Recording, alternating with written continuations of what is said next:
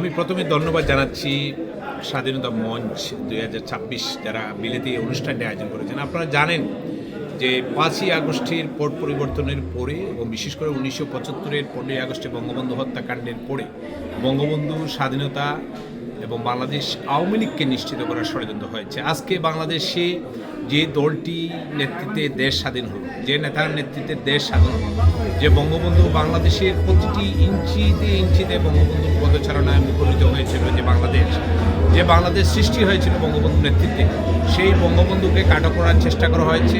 মহান স্বাধীনতা দিবসে আজকে শহীদ মিনারে বাংলাদেশ আওয়ামী লীগ এবং স্বাধীনতার পক্ষের মানুষগুলো শহীদ মিনারে শ্রদ্ধা নিবেদন করতে পারছে না। সেখানে রাজাকার আলবদর আল শামসদের যারা ছিল তারাই সেখানে স্বাধীনতা পক্ষে আজকে শহীদ মিনারে গিয়ে শ্রদ্ধা জ্ঞাপন করছে। আমরা বিশ্বাস করি, আমরা আশা করি যে বাংলাদেশের তরুণ সমাজ তাদের ভুল বুঝতে পেরেছে। আজকেও আপনারা দেখেছেন যে একটি পত্রিকায় তত্ত্বাবধায়ক সরকারের সাবেক একজন উপদেষ্টা বলেছেন যে ওনারা ডিপ টেস্টের মাধ্যমে ক্ষমতায় এসেছেন। সেটি আজকে সকল পত্রিকায় এসেছে।